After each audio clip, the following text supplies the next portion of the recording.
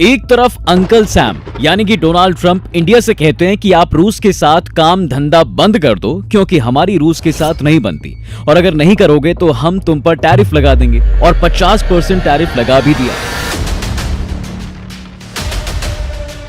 लेकिन दूसरी तरफ रूस का सबसे करीबी दोस्त चाइना, उस पर ट्रंप कहते हैं कि 145% टैरिफ लगाएंगे, लेकिन फिर चाइना भी जब उल्टी धमकी देता है तो वो इस टैरिफ वॉर को रोक देते हैं। फिर 30% टैरिफ लगाते हैं और सैम अंकल ने अब फिर से चीन पर फिर से यू टर्न मारा है। 9 अक्टूबर को चीन पर 100% एक्स्ट्रा टैरिफ लगाने का ऐलान करते हुए ट्रंप ने सख्त लहजे में कहा था कि चीन दुनिया को बंधक बनाकर रखना चाहता है, हम ऐसा नहीं होने देंगे। चीन ने भी धमकी दी कि हम जवाबी कार्रवाई करेंगे। फिर 12 अक्टूबर को ट्रंप के तेवर नरम पड़ जाते हैं और उन्होंने पोस्ट किया, आदरणीय राष्ट्रपति शी जिनपिंग, मतलब क्या अचानक से बंधक से आदरणीय है। भाई ये 3 दिन में ऐसा क्या हुआ?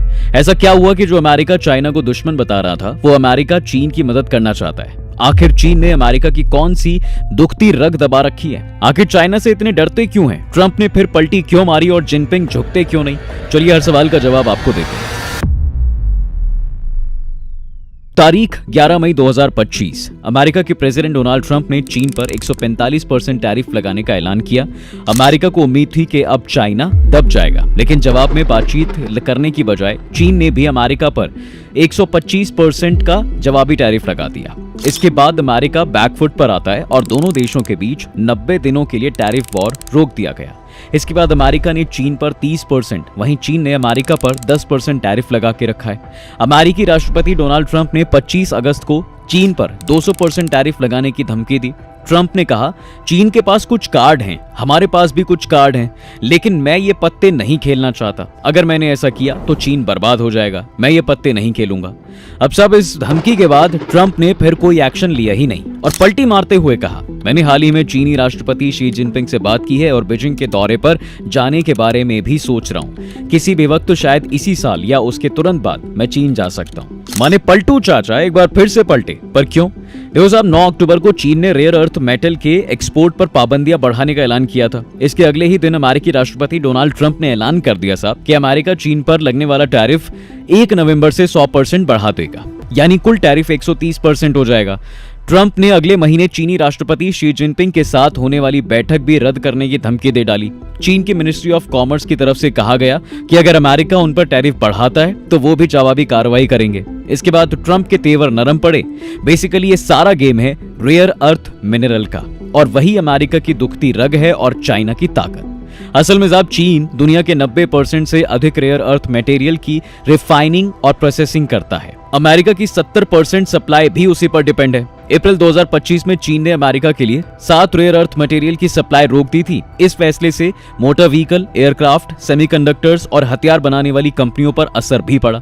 रेयर अर्थ मटेरियल 17 एलिमेंट्स का एक ग्रुप होता है जो कंज्यूमर इलेक्ट्रॉनिक्स से लेकर मिलिट्री इक्विपमेंट तक में इस्तेमाल होता है।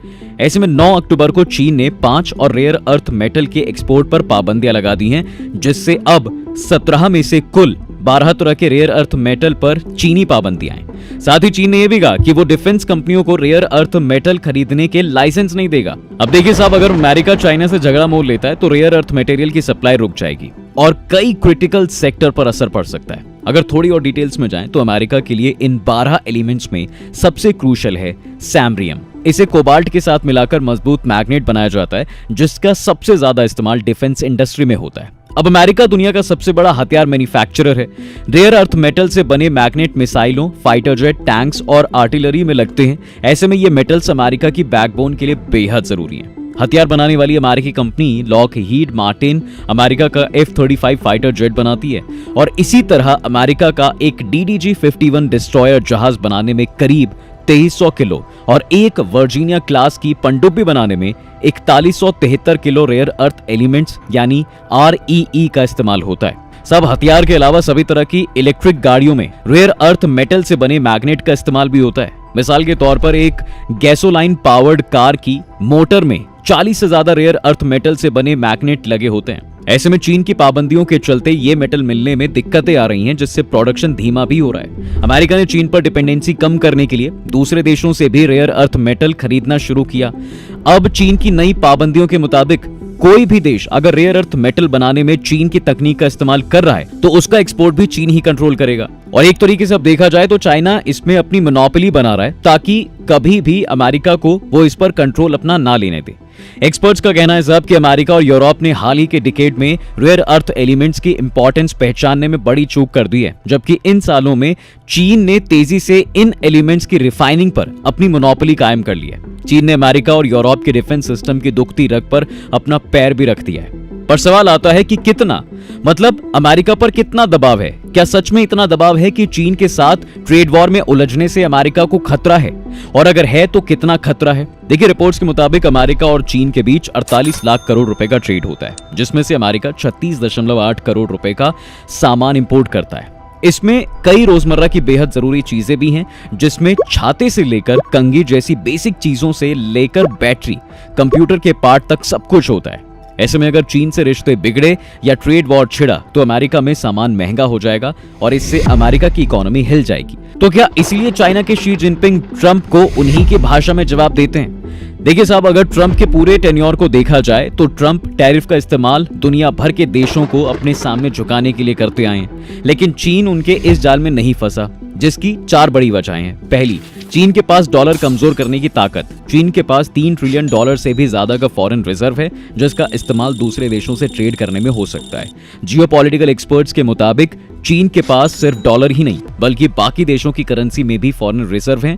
अगर चीन इंटरनेशनल ट्रेड के लिए डॉलर का इस्तेमाल पूरी तरीके से बंद कर दे तो डॉलर की कीमत बहुत घट जाएगी, जिससे अमेरिका को खासा नुकसान होगा। दूसरा, चीन ट्रेड के लिए अमेरिका पर डिपेंड नहीं है। ये सबसे बड़ी वजह है कि 2018 में चीन के जीडीपी में अमेरिकी एक्सपोर्ट की हिस्सेदारी सिर्फ 3.5% थी, जिससे उसने 2023 में घटाकर 2.9% कर दिया। 2024 के मुकाबले में सितंबर 2025 में चीनी एक्सपोर्ट 8.3% तक बढ़ा है, लेकिन अमेरिका में उसका एक्सपोर्ट 27% घटा है। पिछले 6 महीने में लगातार चीन का अमेरिका में होने वाला एक्सपोर्ट कम भी हो रहा है। खास बात यह भी है कि चीन दूसरे देशों में एक्सपोर्ट बढ़ा रहा है, जिससे उसे अमेरिका की पाबंदियों की टेंशन ही नहीं है। सितंबर में चीन ने एशिया में 15.6%, लैटिन अमेरिका में 15% और अफ्रीका में 56% एक्सपोर्ट बढ़ाया है। तीसरी बड़ी वजह, ट्रंप का टेन्योर खत्म होने का इंतजार कर रहा है चीन। देखिए, अमेरिकी राष्ट्रपति डोनाल्ड ट्रंप के टेन्योर में अभी 4 साल बाकी हैं। फिलहाल ये उनका दूसरा टेन्योर है और अमेरिकी संविधान के मुताबिक अब वो फिर राष्ट्रपति चुनाव नहीं लड़ सकेंगे। नए प्रेसिडेंट की पॉलिसी जरूरी नहीं है कि ट्रंप की तरह ही हो। दूसरी तरफ चीन में शी जिनपिंग मरते दम तक राष्ट्रपति रह सकते हैं, इसलिए लॉन्ग टर्म के हिसाब से चीन अमेरिका के सामने झुकने को समझदारी नहीं समझ रहा है। चौथी वजह, झुकने वाले को ट्रंप और झुकाते हैं। ट्रंप उनके सामने झुकने वालों को और ज्यादा झुकाना चाहते हैं। वो कमजोर लीडर की बिल्कुल इज्जत नहीं करते। चीन ये बात बहुत अच्छे से जानता है कि अगर आज वो अमेरिका के सामने झुक गए तो समझौता कर लिया तो कल ट्रंप उन्हें और मजबूर करेंगे। अब ऐसे में क्या फिर ट्रंप चीन पर 100% टैरिफ लगाएंगे या फिर फैसला वापस ले लेंगे, क्योंकि इंडिया पर तो लगा ही दिया था। अब इस पर एक्सपर्ट्स की थोड़ी अलग राय है। दरअसल कुछ का मानना है कि ट्रंप का 100% लगाना सिर्फ एक प्रेशर टैक्टिक है। जब भी उनकी कोई मीटिंग होने वाली होती है, ट्रंप ऐसे अटैकिंग मोड में बयान देते हैं जिससे सामने वाले देश पर दबाव बन सके। उनका ये ऐलान भी शी जिनपिंग से मीटिंग के पहले ही हुआ है। ऐसे में जो मीटिंग होगी उसमें अमेरिका और चीन के बीच जल्द ही इस पर समझौता भी हो जाएगा और टैरिफ कम हो जाएगा। दोनों देशों के लिए एक दूसरे से ट्रेड बहुत जरूरी है। बाकी एक तरीके से अगर देखा जाए साहब तो ट्रंप क्या कब कर दें खुद ट्रंप भी नहीं जानते हैं, लेकिन चाइना भी कम तो बिल्कुल नहीं है। बाकी आपको क्या लगता है? आप अपनी राय मुझे कॉमेंट्स में जरूर बताइएगा। वीडियो अगर आपको पसंद आई है तो इसे लाइक और शेयर जरूर करें और जाते जाते चैनल को सब्सक्राइब जरूर करते जाएं।